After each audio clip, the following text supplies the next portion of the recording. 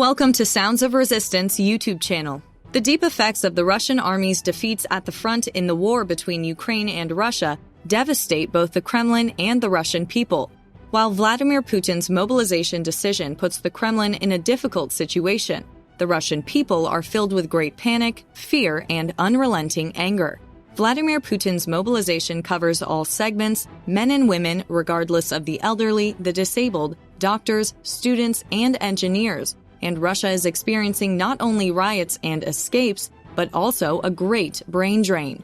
This may show us that, apart from the tragicomic situation in Russia, Vladimir Putin is completely helpless, and his strategies are exhausted and approaching the inevitable end. Let's dive deeper now. The Ukrainian army is fighting the most coordinated freedom struggle in its history. It's considered admirable that the heroic army of Ukraine, in a very short period of time, recaptured the homeland that was occupied so much. The Ukrainian armed forces, which traps the Russians in a triangle, continues their liberation operations with lightning speed, especially in Kherson in the south and Donetsk in the east. Having no strength to withstand the suffocating Ukrainian attacks, the Russian troops, on the other hand, are forced to gradually withdraw from the occupied Ukrainian territory. Leader Vladimir Putin took a big gamble with his decision to mobilize throughout Russia. After the mobilization, order shifted throughout Russia. Russian citizens even left their country in order to not go to war in Ukraine. In addition, thousands of protests against mobilization were held in Russia. Russian government buildings, military enlistment offices were set on fire in the middle of the night. 2,900 Russian citizens who participated in anti-mobilization protests were detained, and it was even claimed that these citizens who were taken into custody would be sentenced to prison. In short, Russia literally went to hell after mobilization. Throughout its history, Russia has rarely encountered so much turmoil, rebellion, and mismanagement. Now the Russian state is stuck in a swamp from which it's very difficult to get out. The main responsible for this situation is shown as Russian leader Vladimir Putin. Because of the mobilization decision he announced, Putin came to the point of breaking his ties with Russian citizens. Immediately after the mobilization announcements, thousands of Russian citizens started to leave Russia by preparing their suitcases. Russian citizens who formed 25-kilometer-long queues at the border gates began to flock to countries that do not require visas, such as Georgia, Armenia, and Kazakhstan. While the situations in Russia were so complicated, the statements of the Russian Defense Ministry turned everything upside down. Russian Defense Minister Shoigu announced that female citizens in Russia within the scope of mobilization will not be called into the army. But over time, so many people fled from Russia because of the mobilization that the Russian Defense Minister again used Article 7 of the mobilization decree as a trump card. Shoigu had already given the order to Russian General Staff. Rear Admiral Vladimir Zemlyansky, spokesperson of the main organization and mobilization department of the General Staff of the Russian Armed Forces, stated that women with certain military specialties can take part in some positions within the scope of Russia's partial mobilization, but the need for the number of soldiers in such positions is minimal. After Zemlyansky's shocking statements, Russian citizens continued to increase their departure from the country at full speed. Russian Defense Minister Shoigu had stated in his first statements that women would not be recruited by the mobilization decree, but now that such a situation has occurred, trust in the Russian Defense Ministry has disappeared.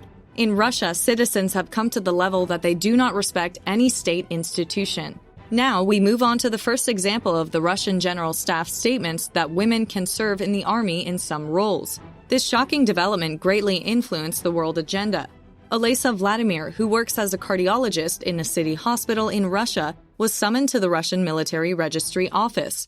Shocked by the call she received, the cardiologist Dr. Vladimir, upon arriving to the Russian Military Registry office, learned that she was mobilizing for the Russian army. Olesa Vladimir will be sent to Ukraine after completing her 1-month vocational training. Vladimir, who is still in Russia because she's currently in education, is longing for the last time with her family. This is how the order works in Russia. Although many world states criticize it and Russian citizens who try to oppose the order resist, the leader Vladimir Putin and his administration managed to suppress the rebellions quite well. Currently, there are big cracks in the Russian army.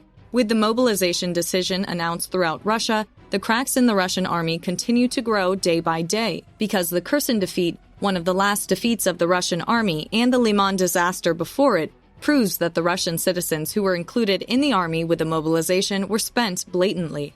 In both the Liman and the Kherson region, there were also volunteer soldiers recruited into the Russian army by the mobilization decree.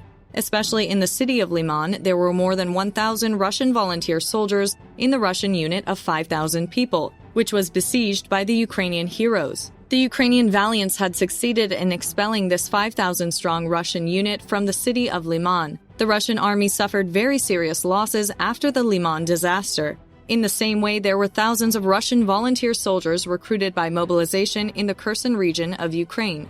The Ukrainian heroes dealt a heavy blow to the Russians in this region as well, causing the Russian army to suffer a lot of losses. These two Ukrainian victories also show that the Russian volunteer citizens who came to Ukraine with the mobilization decision from Russia could not serve any other function than to be a tool for Putin's nefarious plans. This is how ruthless leader Vladimir Putin cares about the lives of his citizens. Russian citizens who are waiting helplessly on the Ukrainian fronts with only weapons in their hands do not want to die in vain because they lack military training. Now, due to the joint statements of the Russian Defense Ministry and the Russian General Staff, female citizens in Russia will also be a part of this treacherous plan of Putin. Recently, Russian Defense Minister Shoigu announced that the number of soldiers to be recruited into the Russian army within the scope of mobilization could be increased from 300,000 to 1 million, according to Article 7 of the decree. So what is the mystery of Article 7 of the mobilization decision that leader Vladimir Putin and the Russian Defense Minister Shoigu turned into a piece of cake? Let's explain it to you right now. We remember the first date when Russian leader Vladimir Putin announced his mobilization decision. At that time, the Russian leader emphasized for the first time that the situation was critical, trying to get what he wanted by attracting the attention of the Russian people in different directions. Russian leader Putin was always using the 7th article of the mobilization decree, which he never explained for his purposes. In fact, there is no such thing as Article 7 of the mobilization decree. Leader Putin determined the number of volunteer soldiers to be recruited to the army at the beginning of the mobilization as 300,000. Later, it was stated that this number could rise to 1 million with the statements of the Russian Defense Minister Shoigu. If you notice, the Russian administration implements an interesting policy in order to change the figures regarding the number of volunteers to be recruited into the Russian army. First of all, the Russian leader throws a number, and then the Russian Ministry of Defense and the Russian General Staff are used as tools so that the attention is not completely turned to Putin. And now let's come to the mysterious 7th article of the mobilization decree. The scope of this mysterious article of the mobilization decree includes issues such as the number of volunteers to be recruited into the Russian army, the penal sanctions to be taken by Russian citizens who participated in the anti-war protests in Russia, and finally, the fact that female citizens in Russia can serve in the army as an emergency. Strange, don't you think? On the most critical issues, the 7th article of the Russian mobilization decree is constantly being put forward by the Russian administration. In the future, the mysterious aspects of this substance and the Russian administration will be revealed even more. Until then, stay cool. You can open the bell and follow our channel to be informed about hot developments. Thanks for watching.